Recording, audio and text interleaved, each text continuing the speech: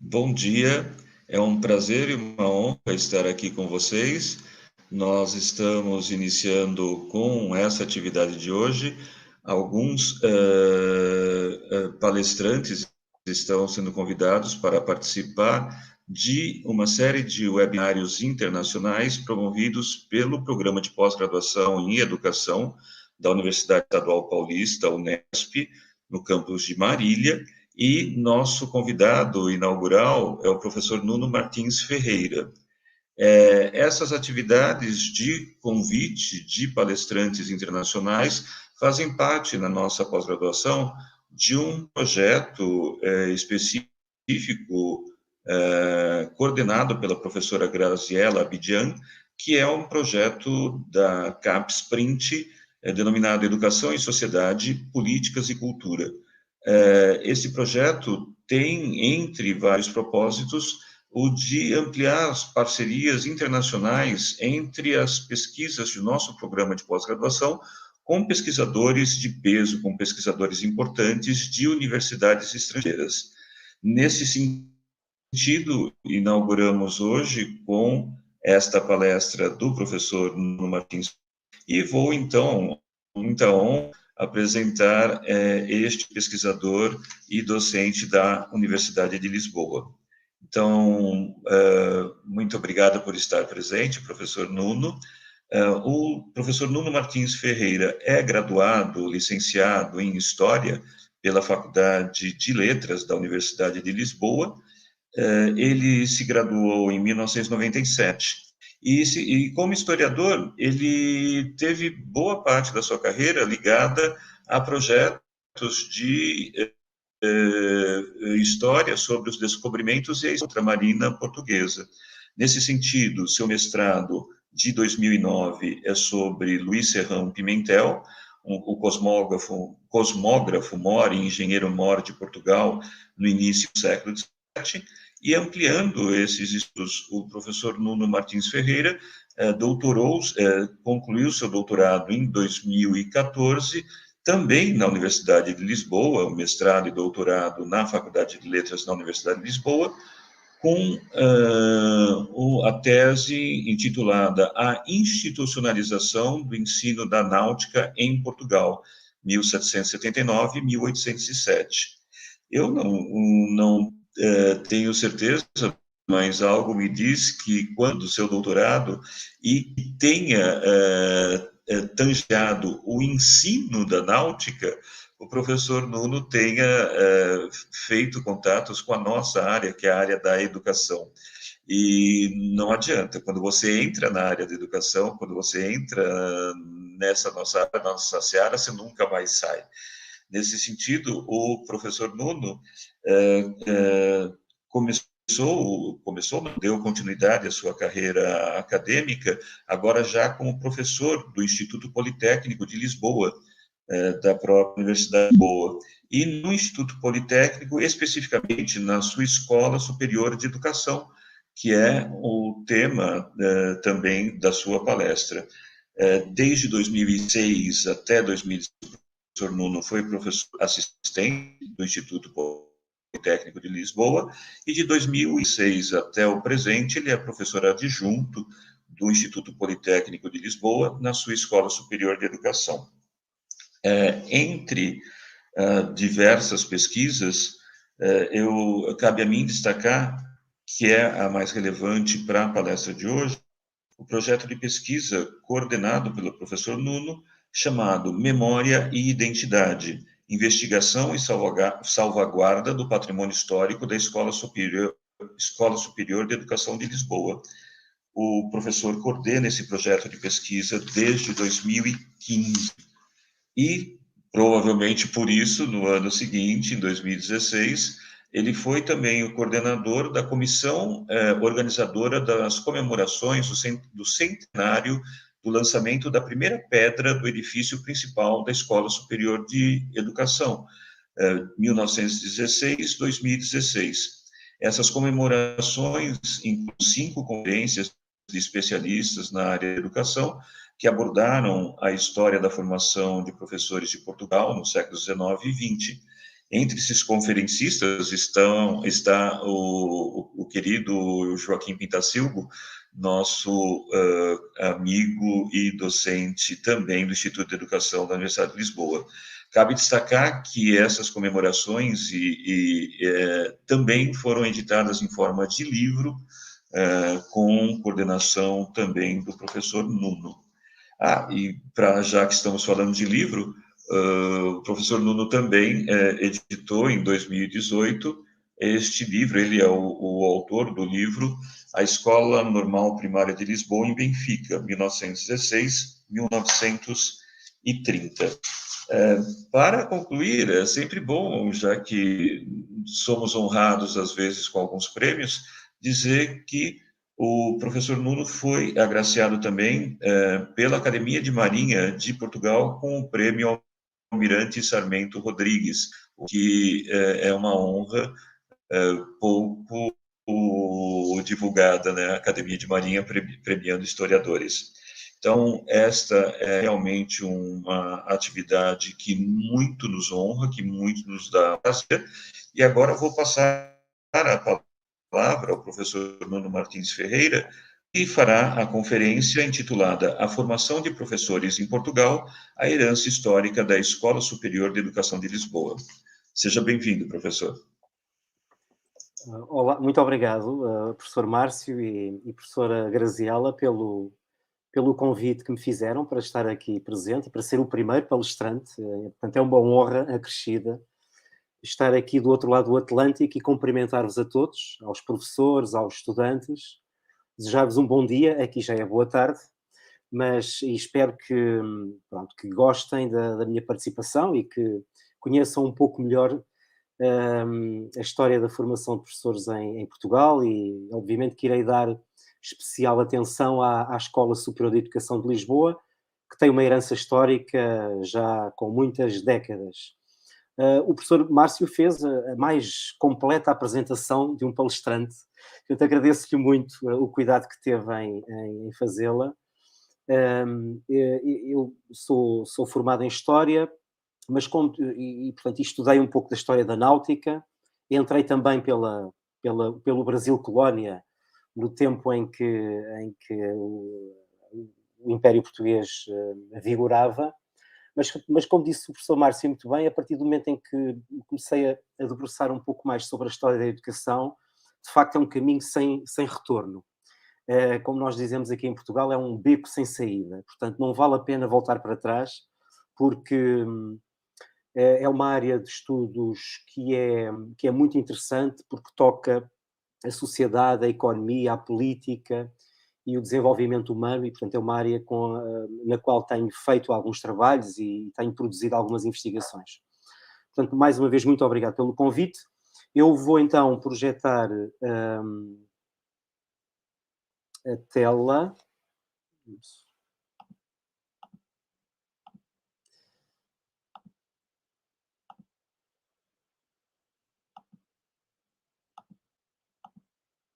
Pronto, espero que estejam agora a ver o primeiro quadro da apresentação.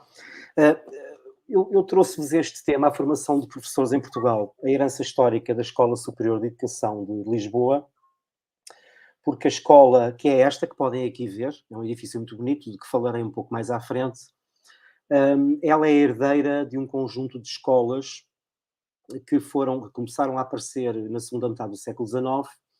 E, portanto, esta escola tem ainda um espólio didático e científico, mas também documental, à nossa guarda, que procuramos dar a conhecer, preservar, divulgar, apoiar a investigação de outros investigadores da área da história da educação, para, no fundo, valorizar um pouco da nossa história, e que se confunde nesta dimensão com a formação de professores em Portugal. Portanto, eu, rapidamente, o grande objetivo é falar um pouco do trajeto histórico, do passado histórico da atual Escola Superior de Educação de Lisboa, e, para além disso, falar-vos um pouco da dimensão patrimonial e do espólio didático-científico e histórico e o arquivo histórico que, entretanto, foi criado para certa forma, dar visibilidade e divulgar este manancial histórico da nossa instituição. Antes disso, eu vou apenas fazer assim um apanhado diacrónico desta preocupação que desde o início do século XIX que se acelerou com as questões da educação, para depois enquadrar o aparecimento do nosso edifício da Escola Superior de Educação. De facto, e provavelmente, eu peço desculpa, mas esta introdução cronológica já será conhecida de muitos, mas mesmo assim, eu como sou historiador de formação, tenho este defeito de procurar sempre, ainda por cima para um público mais alargado, contextualizar aquilo que depois mais à frente irei reforçar. Bom, como todos já sabem, a educação foi, durante o século XIX, uma das grandes dimensões, uma das principais dimensões sociais que foram discutidas, fossem em sede parlamentar, com o aparecimento de vários textos de intelectuais, de pedagogos, de políticos, e, portanto, a questão da educação, digamos, escolarizada, ela, em termos do acesso, do seu acesso, dos programas, dos ciclos de ensino, do perfil do professor, dos edifícios escolares, enfim, houve todo um conjunto de questões que começaram a ser discutidas de uma forma mais vincada ao longo de todo o século XIX. No caso português, sobretudo a partir da Revolução Liberal de 1820. E essa revolução, o liberalismo, no fundo, um pouco na esteira do que foi a Revolução Francesa de 1789, o liberalismo traz uma ideia que é uma ideia fraturante, e que é esta, é a mensagem de que, independentemente do berço em que cada um nasce, todos têm direito a ascender socialmente. Claro que, como em tudo na vida, uma coisa é a lei escrita, outra coisa é a prática dessa lei. Mas, de qualquer forma, esta mensagem, este espírito de uma educação, digamos que, com uma palavra de hoje, do século XXI, mais democratizada, foi um rasgar, foi uma oposição velada contra o contexto do antigo regime, ou da sociedade do antigo regime, que até então vigorava. E por isso criou-se um sonho de empreender uma obra educativa que pudesse, de certa forma, englobar todos. E aqui o todos incluía, obviamente, os mais desfavorecidos e os mais remediados desta vida. Logo na primeira Constituição Portuguesa de 1822, coloquei aqui este excerto, nesta Constituição consubstanciou-se a importância do acesso à educação por parte de todos os portugueses, e na Carta Constitucional de 1826, que foi outorgada por uma figura que nos une, ou mais uma, mas esta é especial, ainda por cima o seu coração esteve há pouco tempo no vosso país, não é? De Dom Pedro IV de Portugal, Dom Pedro I do Brasil.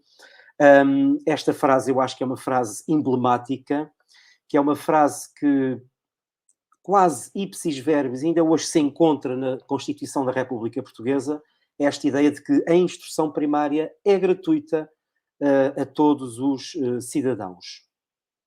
Ao longo deste século XIX, obviamente que, especialmente após um período de guerra civil que terminou em 1834, os avanços em relação à educação aconteceram de uma forma mais sustentada no tempo. Existiram diversas iniciativas governativas.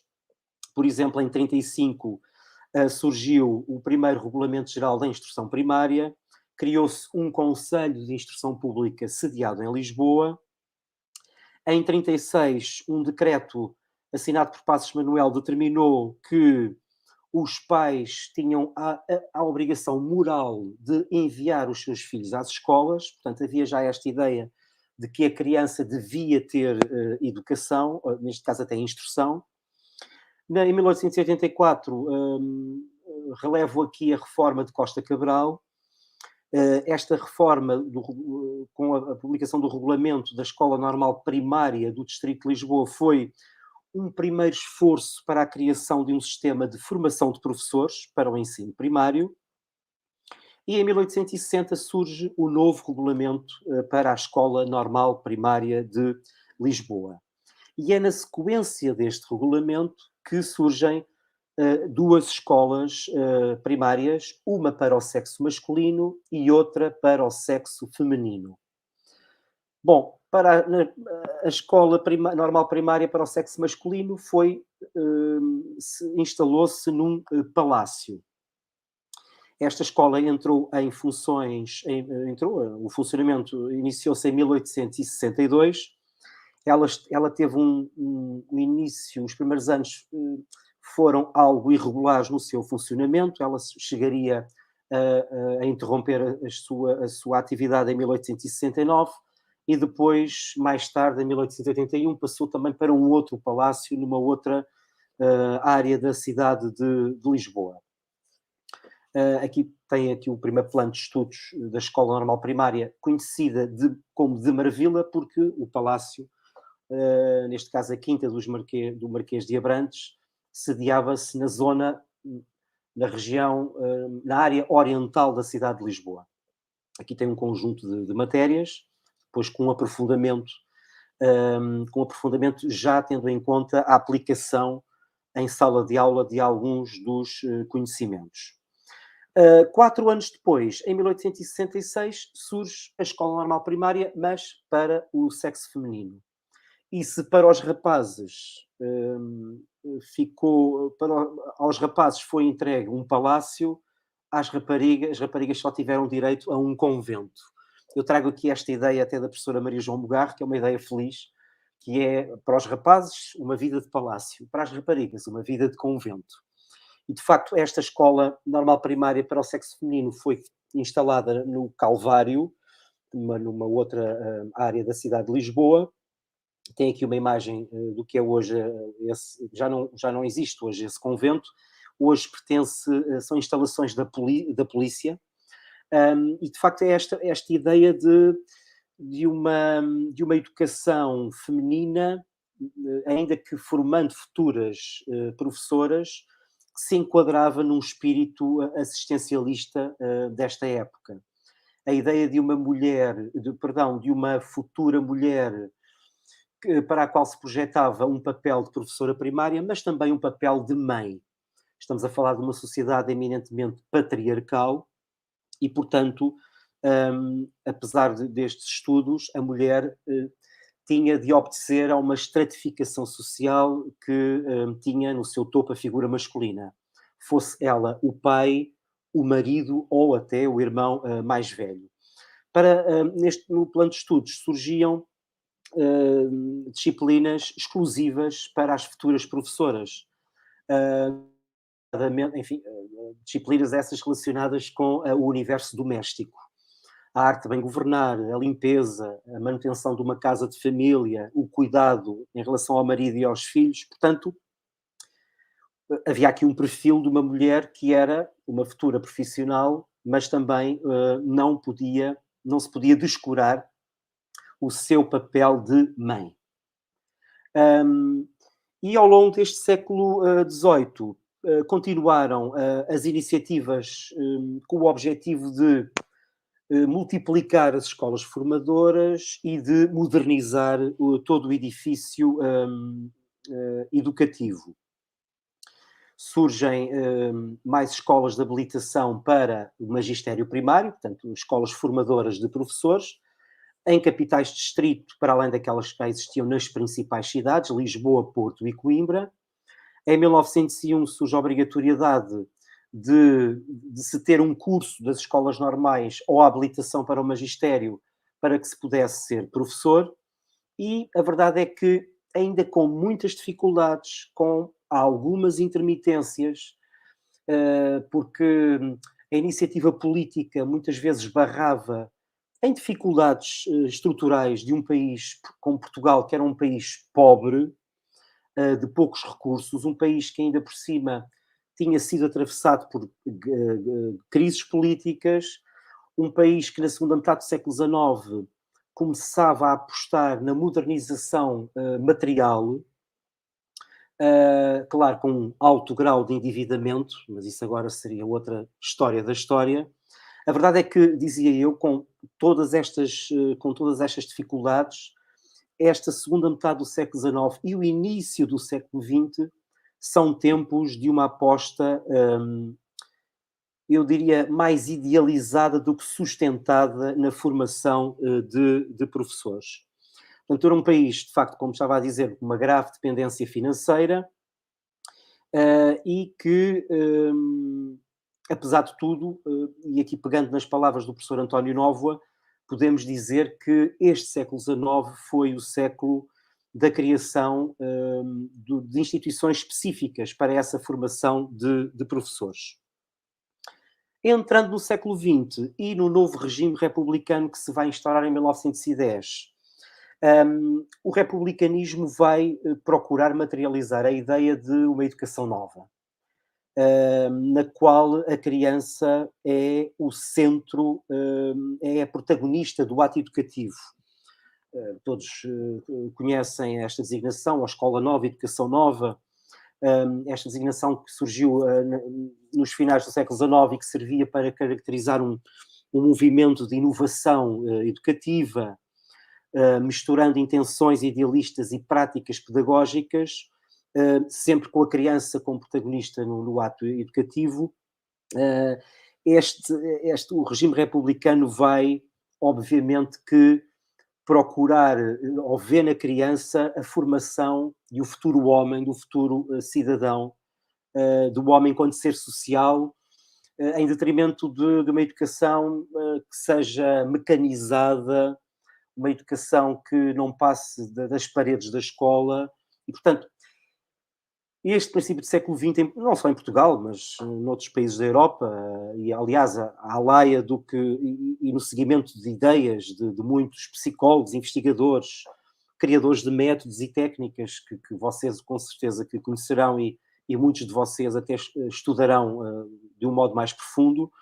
Estou a falar de Dewey, Binet, Claparède, Beauvais, Ferrier, Piaget, Wallon, ou os famosos fundadores de métodos como Montessori, De Crowley, Freinet, Guattari. Portanto, todos eles procuram fazer com que todas estas ideias são procuradas, são postas em prática num movimento pedagógico que procure o concurso de diferentes ciências humanas ou exatas, de modo a que se possa estudar a criança enquanto ser complexo, nas suas múltiplas dimensões. Aqui, neste quadro, coloquei aqui os princípios orientadores da educação nova, mas a ideia de fundo é de que a educação, há aqui uma mudança de paradigma, ou seja, procura-se abandonar uma educação de massas e procura-se apostar numa metodologia mais ativa,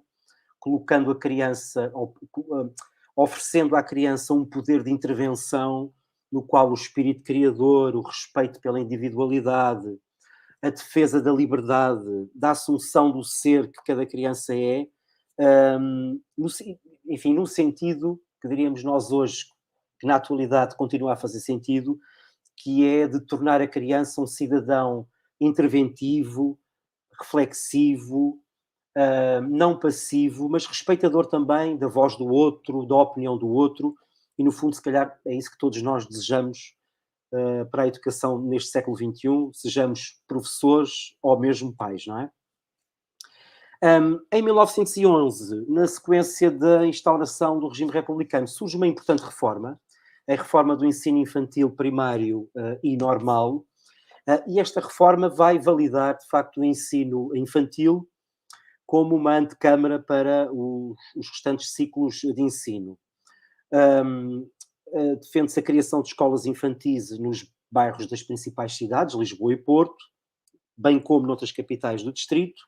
Portanto, esta reforma é o primeiro código sistematizado de uma tentativa de democratização do acesso à instrução. Apoiava-se a coeducação, a criação oficial do ensino infantil para rapazes e raparigas, aberto a crianças dos 4 aos 7, estou a falar aqui da educação infantil, e, portanto, a ideia era que a instrução fosse para além das operações básicas, do ler, escrever e contar. E por isso a aplicação de diferentes métodos, procurando harmonizar o desenvolvimento intelectual com o desenvolvimento orgânico e fisiológico da criança. Os cursos dividiam-se, enfim, em um curso geral e depois o curso especial para cada sexo e os complementares, que incluíam muitas destas matérias, ou pelo menos blocos, pensados, destinados a professores que fossem para as colónias portuguesas, para professores que tivessem a seu cargo os alunos ditos anormais, uma expressão da época, não é? Os arrière, os instáveis, ou para os anormais físicos, designação também da altura, cegos e surdos mudos. Por isso, esta reforma, ela foi demasiado ambiciosa. Obviamente que foi uma reforma progressista, ancorada nas ideias mais inovadoras e de integração de diferentes currículos e de diferentes saberes, mas obviamente que foi uma reforma utópica. Isto porque, por exemplo, no final da Primeira República, em 1926, só 2.700 alunos estavam nas escolas, o que significava, na prática, uma ínfima percentagem da população portuguesa que tinha entre 4 e 7 anos. Não podemos esquecer que num país com graves carências económicas, a criança era muitas vezes a mão de obra que ajudava os pais na busca de sustento, não é? Num país que era eminentemente pobre. Aqui tem a publicação nesta reforma do plano de estudos das escolas normais,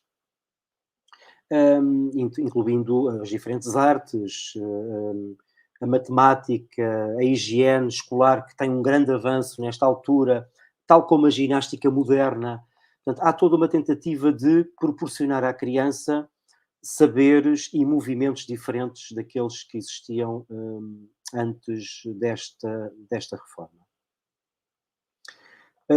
Apesar de haver aqui o regime de coeducação, portanto, o que quer dizer que para a formação dos futuros professores, nós tínhamos aqui disciplinas exclusivas para as mulheres e outras exclusivas para os rapazes. Se vocês aqui repararem, obviamente que a jardinagem era exclusiva das raparigas. Daqui a pouco irei mostrar uma imagem da prática de jardinagem na nossa na antepassada escola nossa. Os trabalhos manuais, os lavores, a economia doméstica, portanto, eram dimensões que quase que obrigavam a futura professora a não esquecer o seu papel também de mãe. Aqui tem o plano consagrado no.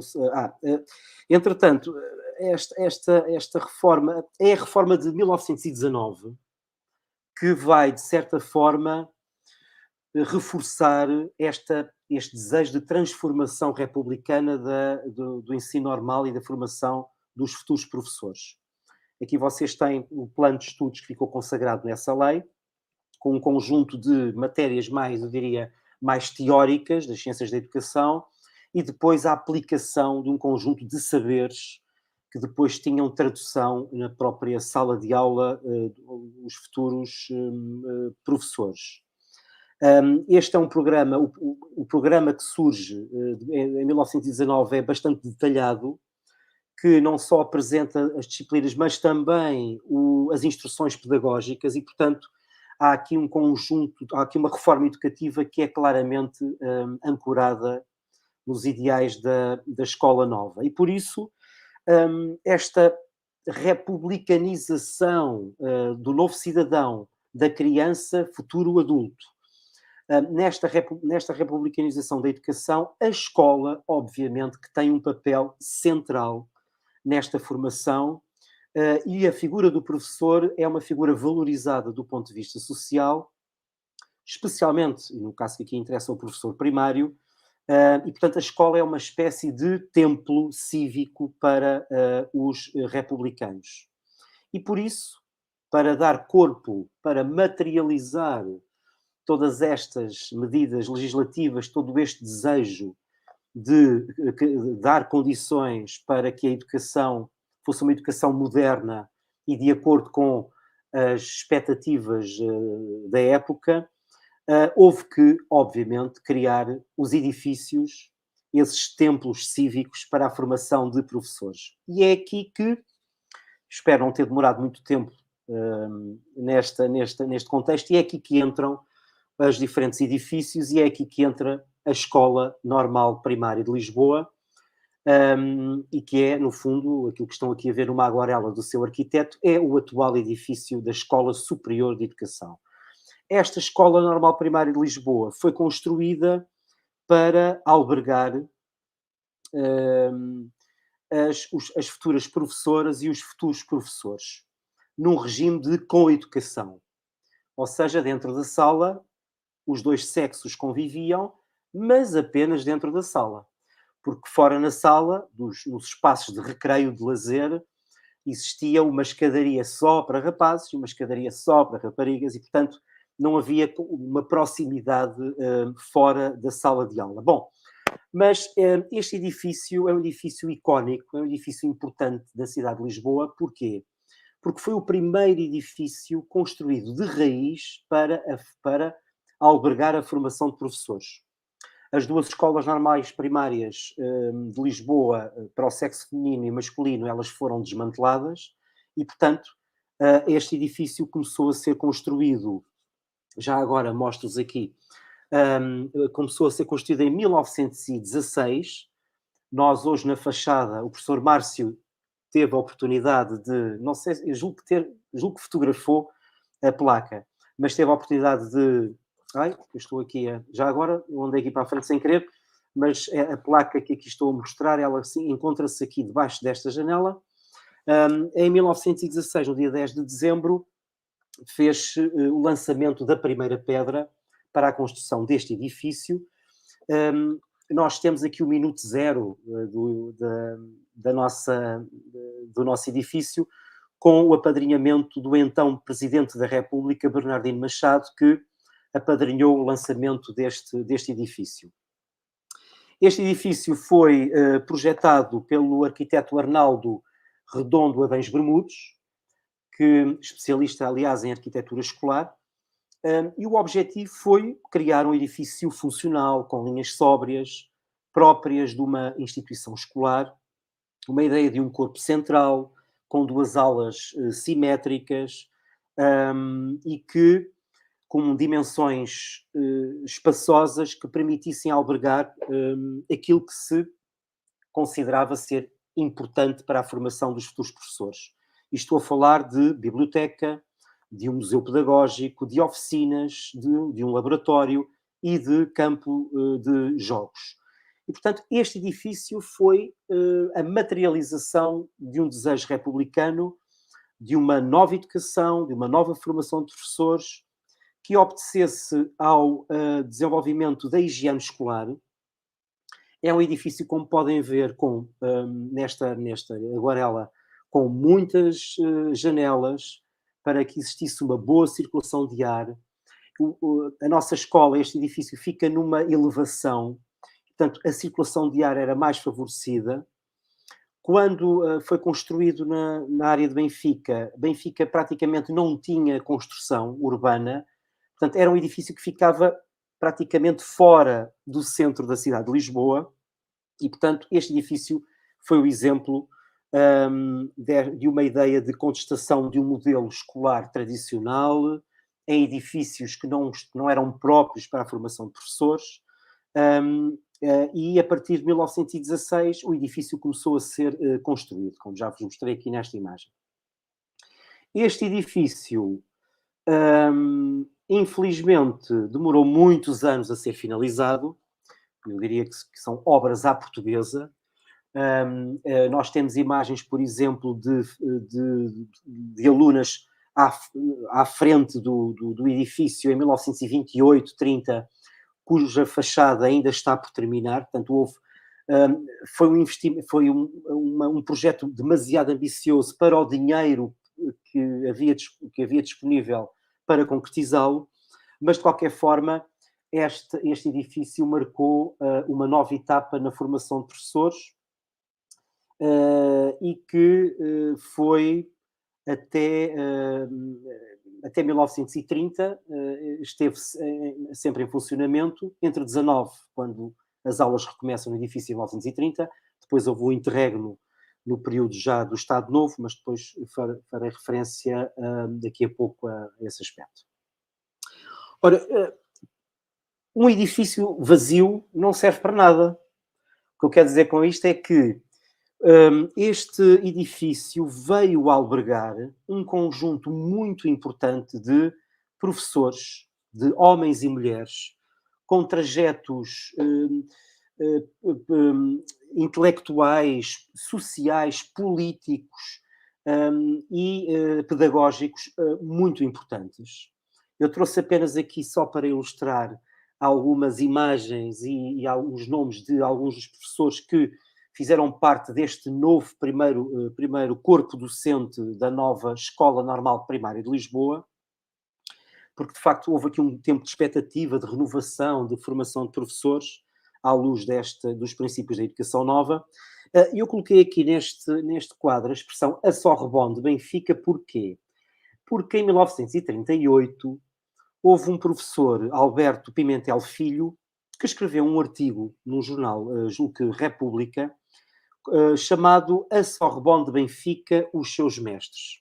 Este artigo foi escrito num momento de ditadura, num contexto de Estado Novo, e obviamente que num contexto de ditadura, como foi o nosso, a profissão docente foi altamente desvalorizada. Houve uma espécie de uma aposta, de uma manutenção de uma educação de serviços mínimos, e houve um decréscimo de qualidade na própria formação de professores.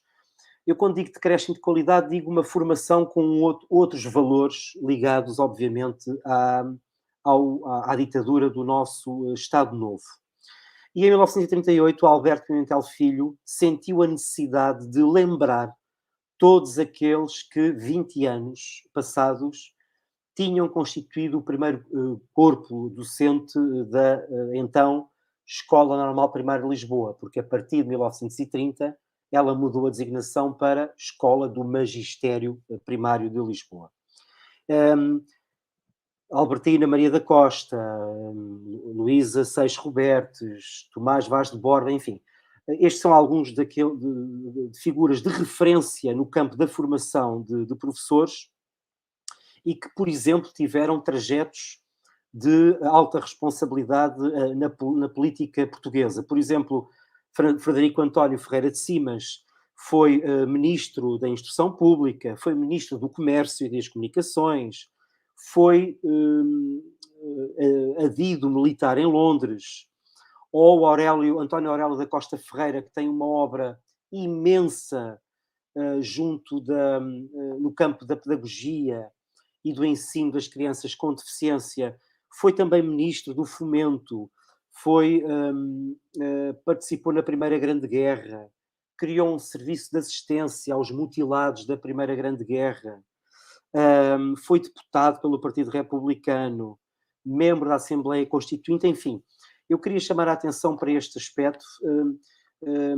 A Escola Normal Primária de Lisboa, quando surgiu, ela foi ancorada num conjunto de professores e de professoras que tiveram um papel central, não só na formação de professores em Lisboa, mas também na produção científica, na produção de manuais escolares, que ainda hoje a nossa escola ainda hoje guarda com este sentido de missão de preservar todo este património.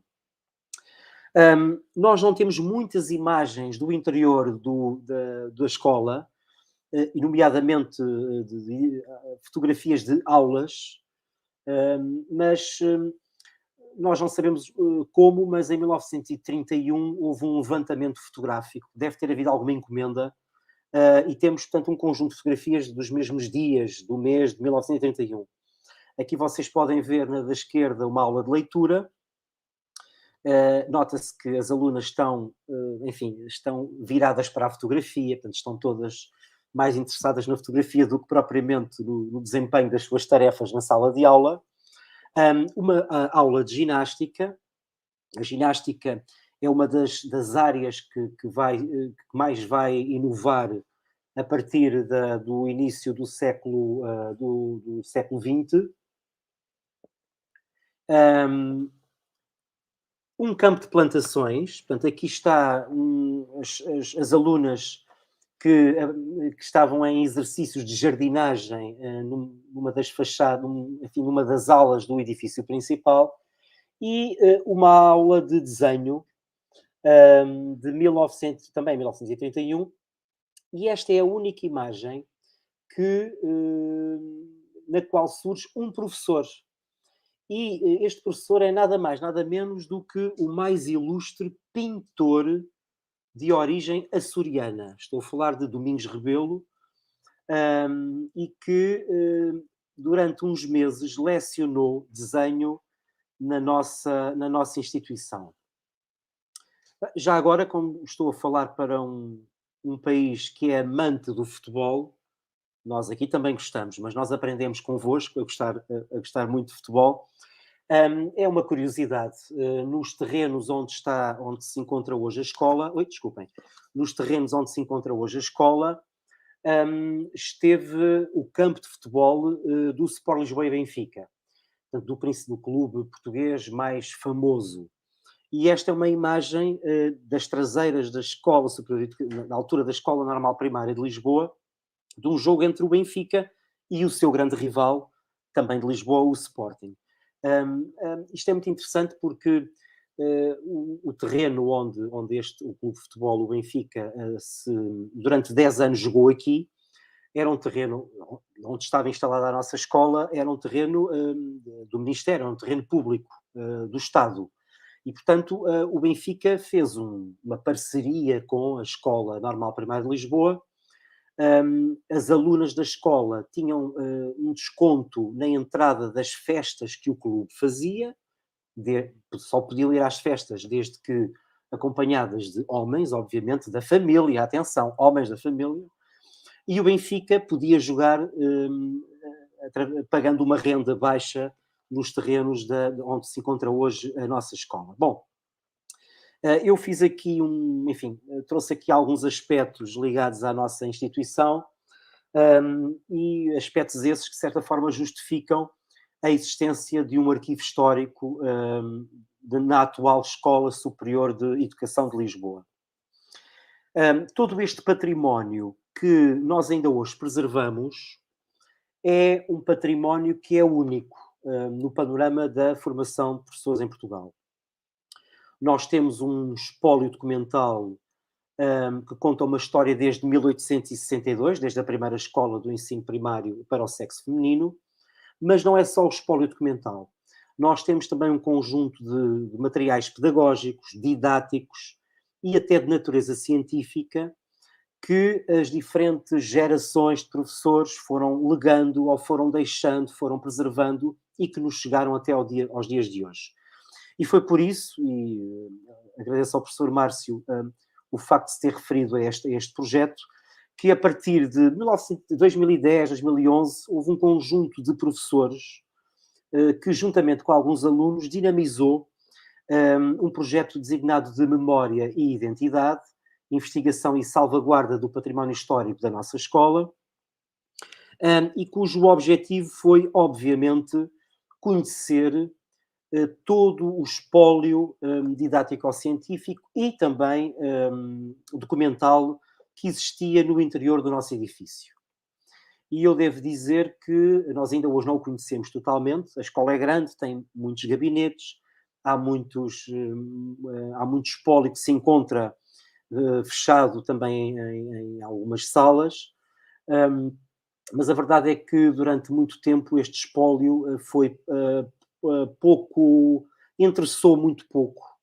E foi por isso que este projeto surgiu com esta ideia de identificar, de conhecer para preservar e depois valorizar aquilo que nós encontramos no nosso edifício. E, portanto, para nós, Todo este arquivo é essencial para a compreensão, numa abordagem diacrónica, da cultura escolar e da sua relação entre o passado ou os diferentes passados das diferentes instituições e o presente da nossa escola.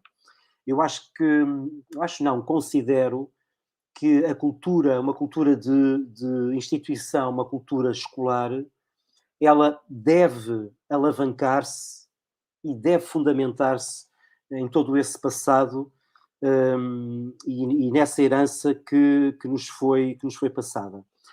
Bom, este projeto tem vindo a sofrer algumas intermitências, de acordo também com alguns alunos mais interessados do que outros, com alguns professores mais interessados do que outros nestas matérias, mas a verdade é que este projeto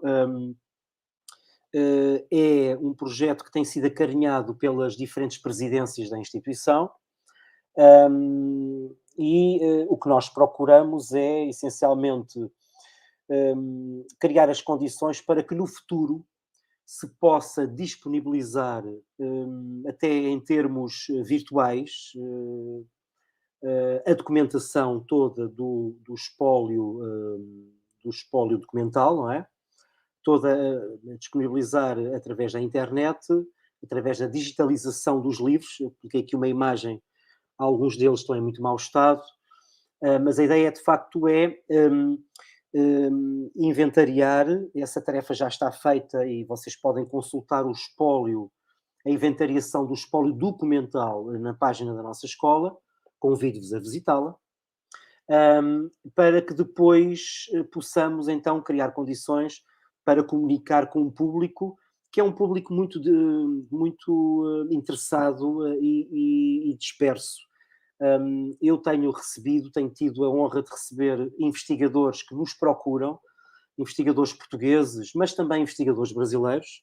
O meu estimado colega Márcio foi um dos mais recentes que nos procurou, e nós tentamos, dentro do que nos é possível, corresponder aos pedidos de ajuda, aos pedidos que nos chegam, porque a nossa instituição tem ligações com outras instituições, ou alunos que passaram pela nossa escola e que depois foram para outros países ou que foram para outras regiões do nosso país lecionar, e muitas vezes os investigadores procuram-nos porque precisam de fazer estudos prosopográficos, não é? Bom, mas este arquivo tem ele abarca um arco temporal entre 1862, como disse, até 1980, quando as escolas do magistério elas vão ser reformuladas e tornar-se-ão depois as escolas atuais de educação. E o espólio, que hoje está guardado numa sala específica, ele encontrava-se em vários armários abertos. Estamos a falar de livros com 150 e 160 anos, e que por isso houve aqui uma intervenção de emergência para resguardar muitos desses livros que se encontram no arquivo. Que tipo de documentação é que nós temos? Nós temos uma documentação que não é variada no seu conteúdo, mas que não é múltipla no seu número. O que é que eu quero dizer? O espólio que nos chegou até à data de hoje é um espólio que não é total. Durante muito tempo nós tivemos um período de ditadura que se estendeu até 1974. Em abril de 74 dá-se a Revolução de Abril, o 25 de abril de 74, e nesse período revolucionário, como sabem, nos períodos revolucionários existe sempre uma efervescência própria, quer de um lado, quer do outro da contenda, aqui não interessa ao lado, mas há sempre uma efervescência própria e cometem-se muitas vezes atos irrefletidos no calor da revolução, no calor do momento, e que são muitas vezes, infelizmente, irreversíveis. E o que aconteceu foi que, e há testemunhos disso, houve muita desta documentação, ou houve livros importantes para contar a história da formação de professores de Lisboa, que foram lançados janela fora, ou que atearam várias fogueiras no período da Revolução. E porquê? Porque o corpo docente, quase a quase totalidade do corpo docente que existia, que estava a lecionar em 1974, era conotado, ou foi conotado, com a ditadura.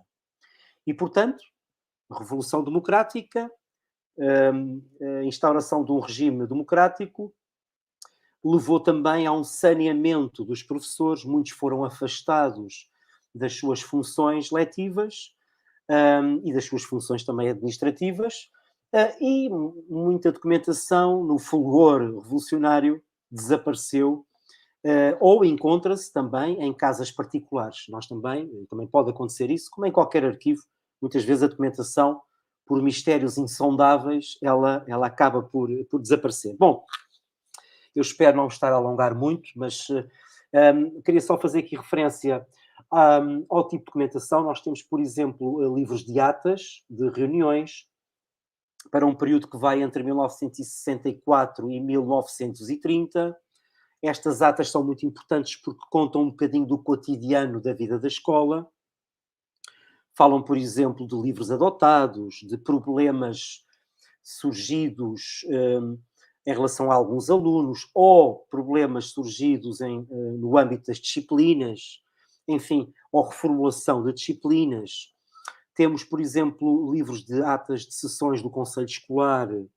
Esses vão entre 1864 e 1926 e que falam do funcionamento das escolas normais primárias e que aquelas que funcionaram antes da Escola Normal Primária de Lisboa, onde está hoje o nosso edifício.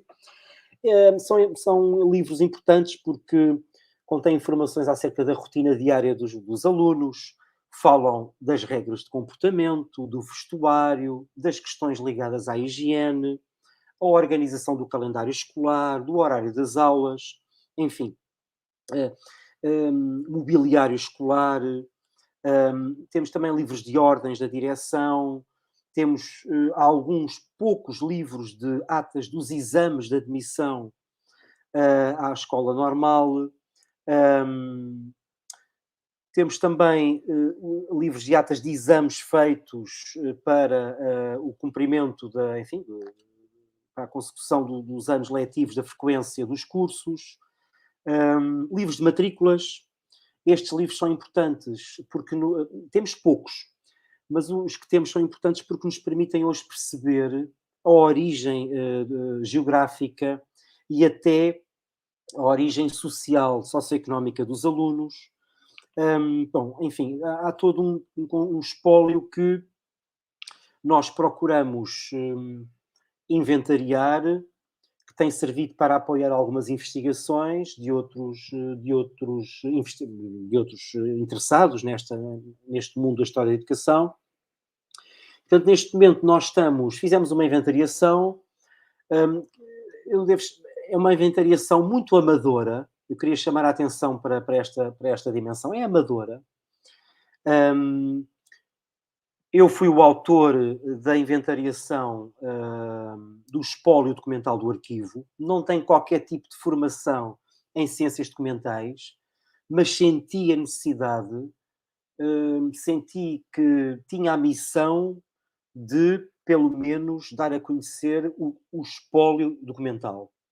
Naturalmente que depois este arquivo terá obrigatoriamente de ter outro tipo de condições, outro tipo de habilitações técnicas que permitam até integrar uma rede com outros arquivos históricos ligados à educação e que me parece que deve ser esse o caminho a desenvolver. Aqui também tem uma outra perspectiva do arquivo histórico. Alguns dos livros, temos mais de 200 livros já inventariados, com uma breve descrição do seu conteúdo, e que fui dividindo de acordo com algumas das categorias que estão previstas na arquivística portuguesa para este tipo de conteúdos, de apoio administrativo, conselho escolar, direção escolar, curso normal, apoio técnico-pedagógico. E, portanto, é este o esforço que nós temos vindo a desenvolver, nós, escola, e que pretendemos que no futuro terminar todo este processo, robustecê-lo, Terminar também o processo de inventariação de todo o nosso espólio didático-científico, com o objetivo final de dar a divulgar, de dar a conhecer, de partilhar todo este nosso património. Para terminar, o professor Márcio estragou a surpresa, eu trazia aqui estas informações. Não, eu estou a brincar, fez muito bem em referir o facto de nós, em 2016, termos comemorado o centenário do lançamento da primeira pedra do edifício. Foi um momento simbólico, que no fundo também veio dar visibilidade à formação de professores em Lisboa, mas também, já agora, uma outra visibilidade à Escola Superior de Educação de Lisboa, que é hoje uma escola que forma não apenas para a educação dos 0 aos 12, para as crianças entre os 0 e os 12, mas também forma músicos na comunidade, animadores socioculturais, mediadores sociais e culturais. Temos um conjunto de mestrados profissionalizantes, não profissionalizantes, pós-graduações, enfim.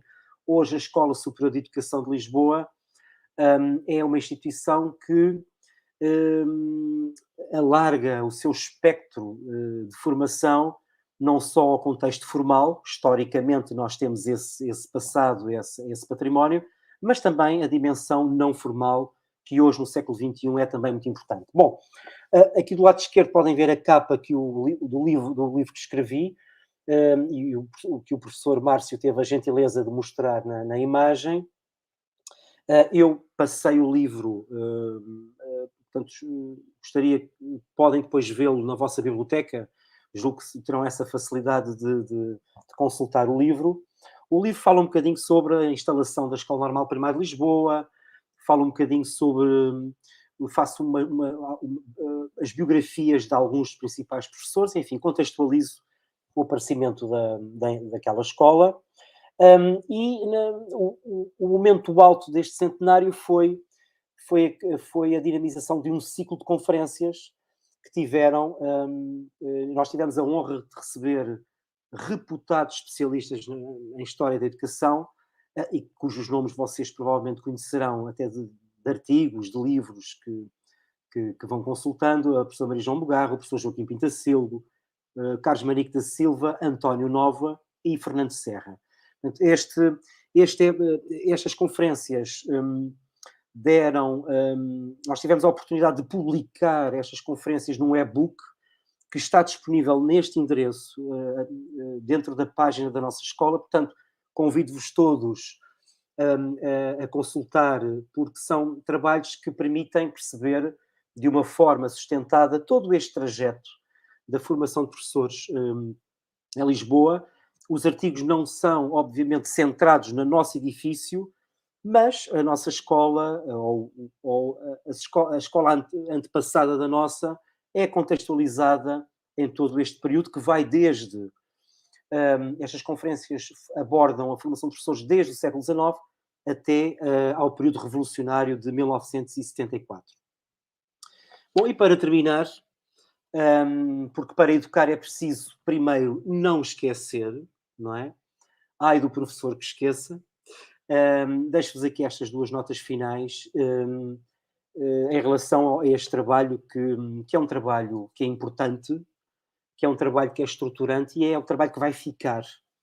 Eu costumo dizer que as pessoas passam, mas as instituições ficam. E se cada um de nós der o seu contributo para que para que a nossa passagem pela instituição permita que a escola, enquanto construção social, coletiva, de uma cidade, de uma região, de um estado, de um país, se nós pudermos contribuir para que a escola seja melhor, para que a escola conheça e respeite todo o seu passado, então a nossa passagem também teve esse significado. Daí que, enfim, deixo aqui estas duas notas finais: a importância do património escolar como indutor de uma cultura de escola enquanto construção complexa, na atualidade e a necessidade, obviamente, de preservar todo o nosso passado educativo, porque a escola é também a expressão de uma sociedade, é a expressão de uma vontade e de um saber, e cabe-nos a todos, estudantes, professores, investigadores, dar a conhecer a história da educação, dar a conhecer a história das instituições educativas e, portanto, mas acima de tudo respeitá-las e preservá-las, porque é isso que é essa a responsabilidade que nos é exigível enquanto seres do século XXI, seres, e termino com esta ideia, seres cidadãos ativos, reflexivos e positivos perante a realidade que é nossa. Pronto, eu vou partilhar a partilha, vou parar a partilha da apresentação e quero agradecer muito, muito o convite que me foi feito para estar aqui convosco, ainda que eu não vos esteja a ver, mas não se preocupem, eu estou a sentir-vos. Está bem? Muito obrigado.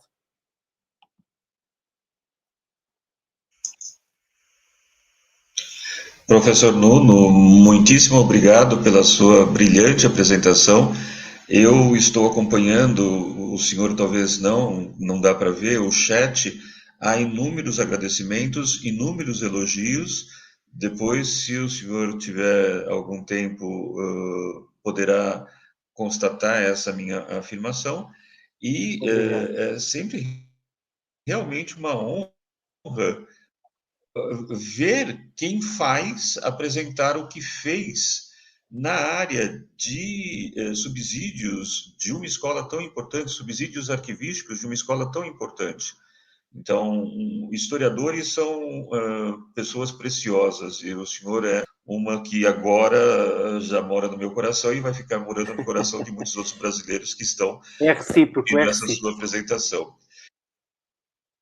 Espero que eles não abusem pedindo favores documentais como eu fiz. Bruno foi uma das pessoas que mais me abriu portas. Eu não quero dar trabalho mais ao professor, mas... Não, eu quero, Márcio, eu quero agradecer as suas palavras, mas eu de facto, eu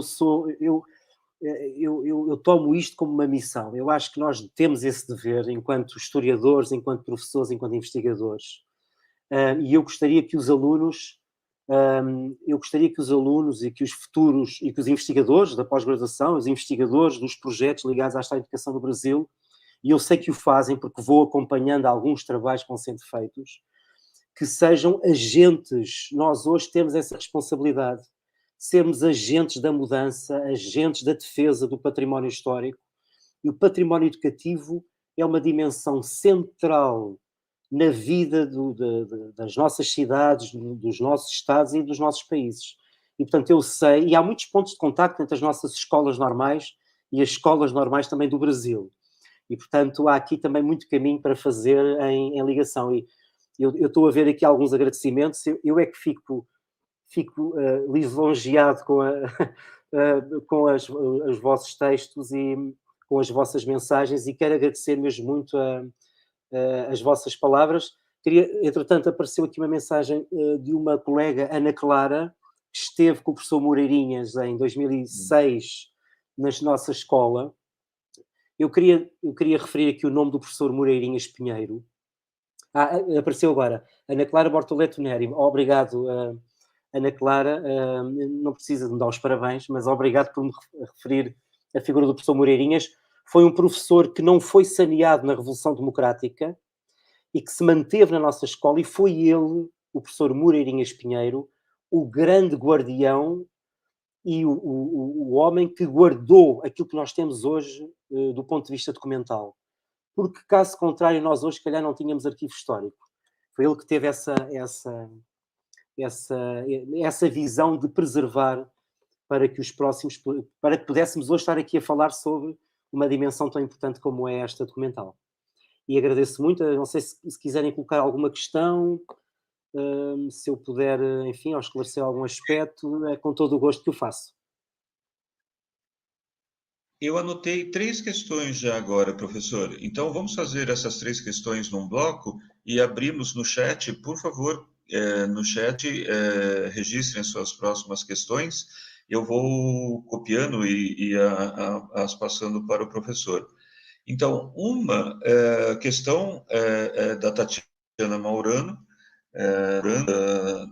no programa de Marília, e ela o senhor mencionou o início da coeducação entre os sexos na escola. Se é possível o senhor situar quando é que isso se inicia, e também se era permitida nessa escola, ou se havia, embora fosse permitida, a educação de negros. Segunda questão. A segunda questão, no bloco se calhar, 3, essa questão é minha. Márcio, eu se calhar Essa que respondia está já, porque eu estou a ler, é que eu estou a ler a pergunta, se calhar é mais fácil eu responder diretamente a cada uma. Pode ser? Tá bom. Ok, obrigado. Obrigado, Tatiana, pela questão.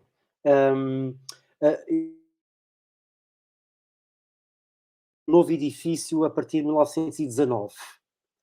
Portanto, as salas passam a ter o regime de coeducação. Naturalmente que há algumas disciplinas, como a educação física, por questões do corpo, do decoro, enfim, havia separação. Mas dentro das salas, nós podemos ver a existência de rapazes e de raparigas. Claro que havia muito mais raparigas do que rapazes a formarem-se para professores, para professoras neste caso. E por uma questão muito simples, é que há toda uma construção social em torno da mulher que, educa as crianças pequenas. E, portanto, a mulher tem mais perfil, eu estou a falar de uma construção social, ela tem mais perfil enquanto mulher do que um ser humano homem para tomar conta de crianças pequenas. Mas pronto, essa foi a grande novidade na sala, na Escola Normal Primária de Lisboa, em Benfica, foi a grande novidade, foi a coeducação entre sexos. A permissão de negros. Nada dizia que os negros não podiam ser professores. Não há nada que diga que não podiam ser. Mas a verdade é que não eram. É que não eram. Nós não temos conhecimento de negros nos registros de matrícula da Escola Normal Primária de Lisboa.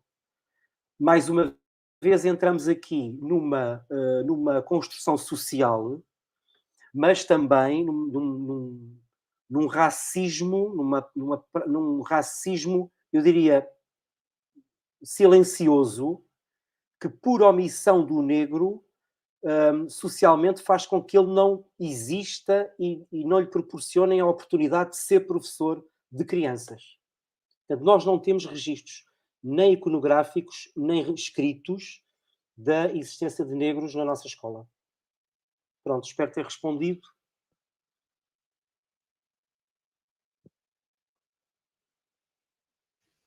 A próxima questão, temos várias aqui, mas antes da Rosane, eu tenho uma que eu já fiz pessoalmente ao professor Nuno, e a resposta dele foi tão inusitada quando lá estive em julho, que eu gostaria de compartilhar tanto a minha curiosidade quanto o ponto de vista do professor. Sobre a especificidade local, da localização da escola normal, num lugar muito ermo para o início do século passado, em Benfica. Por que eu pergunto isso?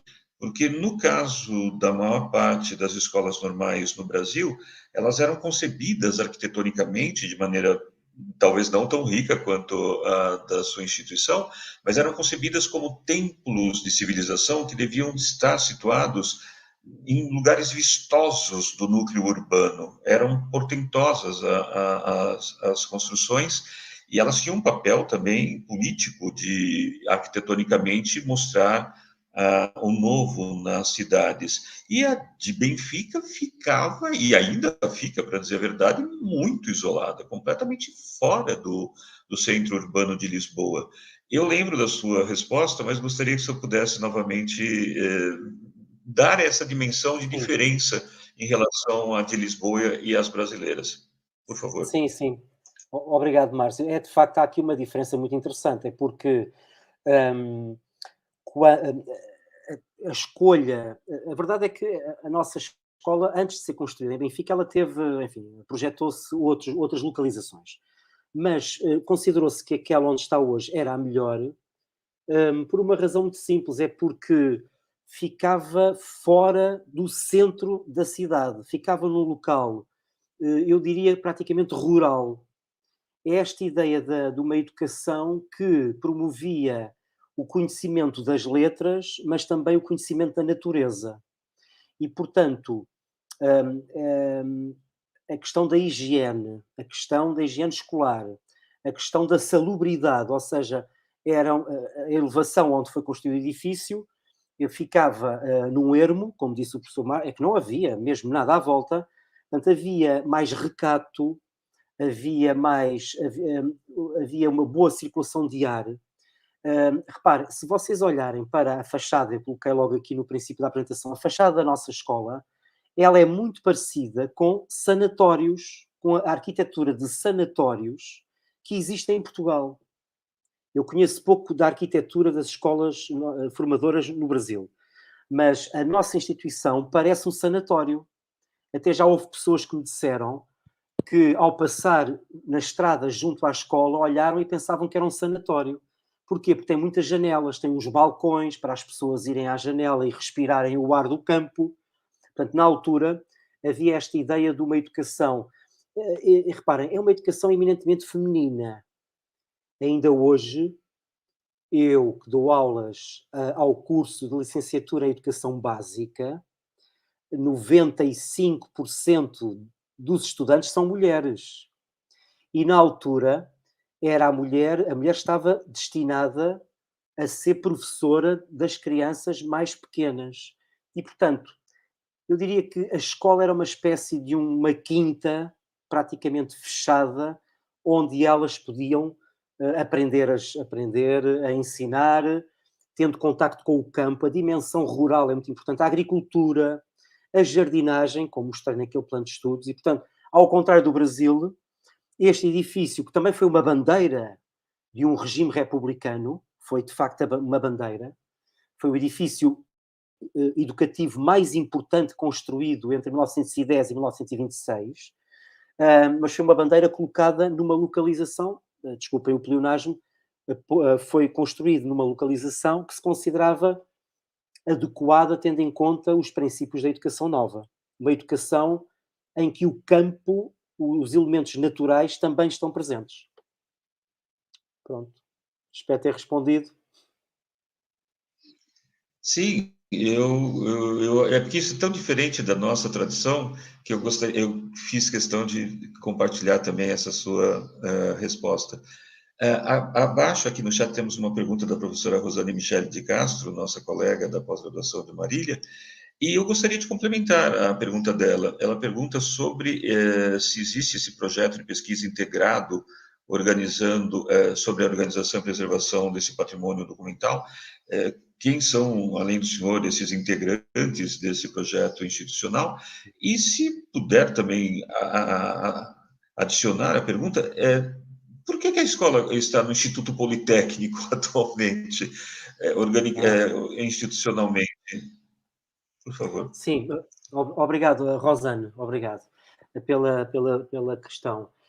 Nós, neste momento, tivemos iniciámos conversações até com o Museu de História Natural da Faculdade de Ciências da Universidade de Lisboa.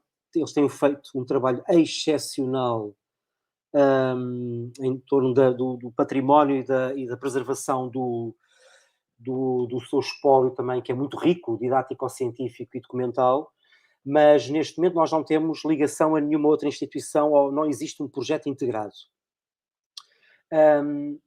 Eu devo até dizer que este caminho que nós temos feito da preservação do património documental e didático-científico é um trabalho que muitas vezes é levado a cabo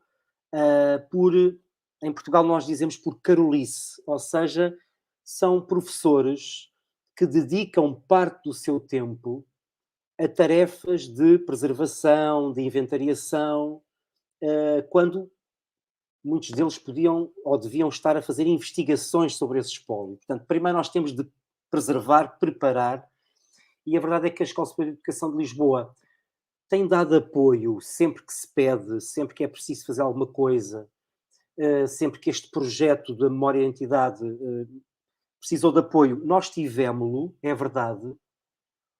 O que estamos em déficit é um bocadinho o apoio e o envolvimento de outros professores da nossa escola. Mas pronto, para responder diretamente à Rosane, nós neste momento o nosso objetivo é inventariar todo o nosso espólio para perceber que parcerias é que podemos fazer com outras instituições. Em relação ao porquê de nós estarmos no Instituto Politécnico de Lisboa, tem a ver com a construção de um sistema de ensino superior é um tronco que tem dois galhos. E como se diz em Portugal, cada macaco no seu galho. Ou seja, nós temos o sistema de ensino superior universitário e o politécnico. Neste caso, no campo da educação, nós formamos professores para entre os 0 e os 12, ou 3, 12, não descontando a creche, desde o pré-escolar até ao final do segundo ciclo. E a universidade queria professores para entrar no sistema do terceiro ciclo do ensino secundário. E, portanto, há quem defenda, e há, por exemplo, o professor António Novoa também, e outros também têm defendido a existência de uma universidade politécnica, ou seja, aqui um compromisso ou uma junção, uma aproximação entre o ensino politécnico e o ensino universitário. É o famoso balanço entre a arte e a ratio, entre a teoria e a prática. O Politécnico sempre teve um âmbito mais de aplicação, de formação para o ensino de aplicação mais prático, e a universidade o ensino mais teórico. Enfim, são a famosa discussão entre humanidades e tecnologias, e as ciências exatas e as ciências humanas, mas pronto, o caminho do ensino superior depois seguirá, não é?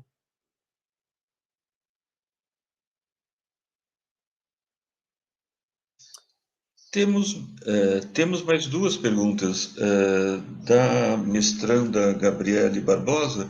É uma pergunta que nós, historiadores, já ouvimos inúmeras vezes, mas se ela é refeita, talvez o senhor gostaria de ver a sua resposta. Esta pesquisa histórica, ela pode contribuir no quê nos nossos anseios presentes? Obrigado, Gabriel, obrigado pela questão colocada. Esta é uma pergunta que a resposta que eu gostaria de dar demoraria pelo menos umas 10 horas. É uma questão muito interessante que coloca. Porquê que o passado nos há de interessar para o presente? Porquê que um espólio documental, um espólio didático-científico, que valor é que isso tem no presente? Pois tem muito, porque é este espólio, é este passado, é este património, isto é a minha opinião, que é ele que fundamenta a nossa identidade de escola, é ele que fundamenta uma cultura de uma instituição que já tem várias décadas e que tem uma herança de 160 anos. E, portanto, o século XXI como disse um filósofo francês, o século XXI é o século da industrialização do esquecimento. Nós hoje esquecemos. A memória hoje ela é constantemente invadida com imagens, com palavras. E se nós não soubermos ter a capacidade de perceber a importância que o passado e o que o conhecimento do passado tem na nossa atuação, no nosso exercício de cidadania no presente, então nós nunca conseguiremos ler o mundo em que vivemos. E por isso eu acredito muito que o passado da minha escola pode e deve servir para o presente da minha escola e para uma identidade de um grupo e para uma identidade de uma comunidade. Obrigado mais uma vez, Gabriel.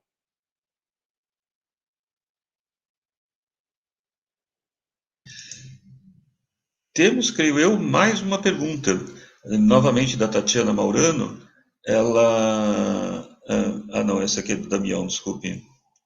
Sim, Damião. Vamos passar então na minha.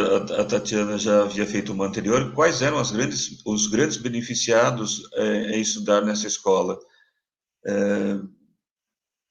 Está Sim, aqui abaixo a pergunta do Damião. sim, sim, sim. Obrigado, Damião. E obrigado também pelas suas palavras, que são exageradas. São exageradas. Muito obrigado. Um abraço para o Damião também. Hum, Naturalmente que os grandes beneficiados eram as grandes beneficiadas, eram as mulheres. As mulheres tiveram a oportunidade de ingressar numa profissão, hum, e ter uma visibilidade social que foi muito importante. Aliás, o papel da mulher, como vocês todos sabem, durante o século XX, a emancipação feminina ela foi paulatinamente foi ganhando espaço, foi ganhando visibilidade. No princípio do século XX, estamos a falar nas primeiras décadas do século XX em Portugal, a Revolução Republicana em 1910 diz que a revolução é feita para todos e para todas. Nós vamos democratizar o ensino para todas e para todos. A verdade é que a República foi feita por homens e, na verdade, para homens, porque a mulher foi sempre posta num segundo plano na escada social, na hierarquia social. A formação, estas escolas normais primárias que formavam docentes, foram uma porta de entrada para uma visibilidade da figura feminina. Porque a sociedade via a mulher era sinónimo de futura mãe. A mulher jovem nascia para cuidar da casa, cuidar do marido, cuidar dos filhos. E se podia cuidar dos seus filhos, também podia cuidar dos filhos dos outros. E é por isso que há toda uma construção social que eu diria que ainda vem até aos dias de hoje. Hum, Ainda hoje há pais que desconfiam quando colocam o seu filho numa sala cujo professor é homem, ou se colocam a sua criança numa sala de jardim de infância, estamos a falar aqui entre os 13 e os 6 anos, e veem que não há educadora de infância porque é um homem. Portanto, estas mulheres, estas jovens mulheres no início do século XX, na década de 20, de 30, elas conseguiram ter ali ou ganhar uma visibilidade social, porque muitas das alunas da nossa escola vinham de longe. Não, muitas eram de Lisboa, mas outras vinham do norte do país, do sul do país, ou vinham das ilhas, dos Açores, ou da Madeira. E, portanto, para elas foi um papel, a mulher teve um papel muitas vezes silenciado, mas tantas vezes central na instrução das novas gerações. De facto, a escola, como pergunta ao Damião, ela estava afastada, mas atenção, não havia regime de internato. As que moravam em Lisboa iam e vinham todos os dias para a escola, através do elétrico, não é? Bonji, como dizem vocês, julgo não estar aqui a... Portanto, elas vinham de elétrico, um elétrico que ligava ao centro da cidade a Benfica, pela famosa estrada de Benfica. As que vinham de fora do país, muitas vezes dormiam num edifício que não está colado, anexado ao edifício principal, que era o chamado internato, e essas alunas passavam a semana a estudar na escola e depois, ao fim de semana, regressavam a casa. Obrigado, Damião.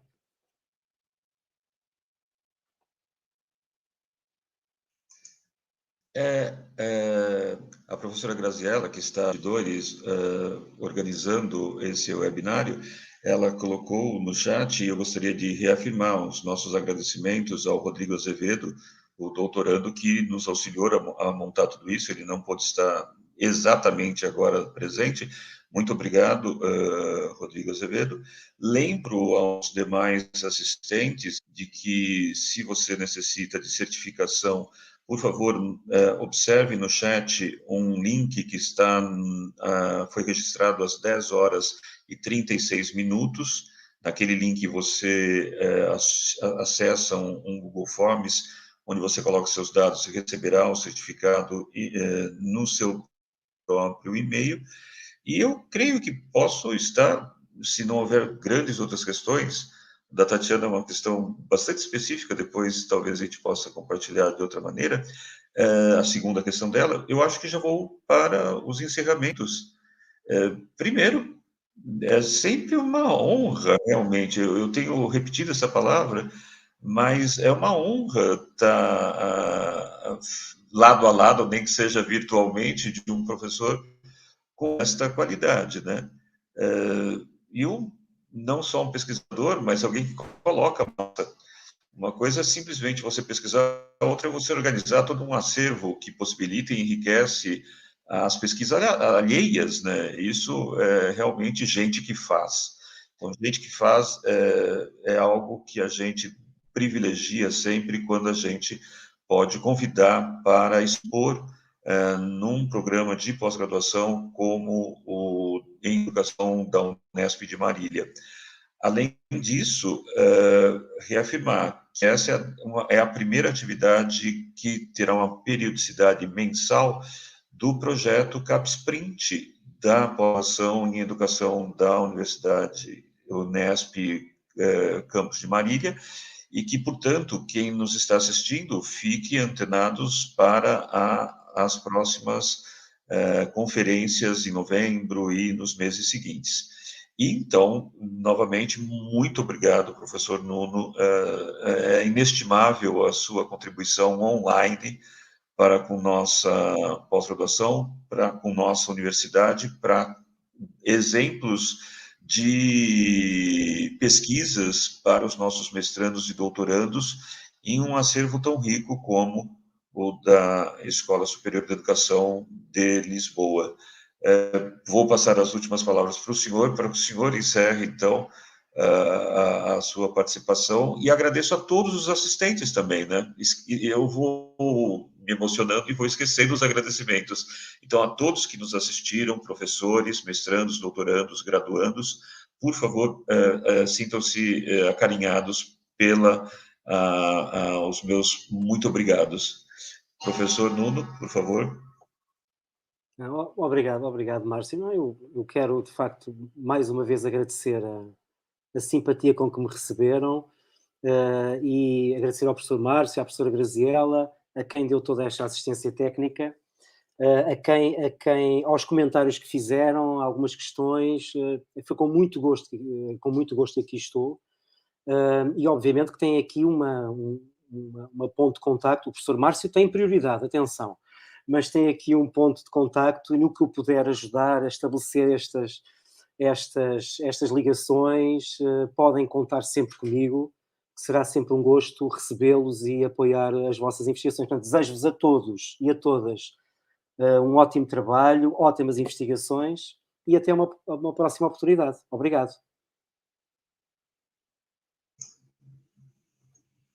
Muito obrigado, professor. Até mais, até uma próxima. Espero que presencialmente, ou aqui Sim, ou sim. aí. Claro que sim. Obrigado.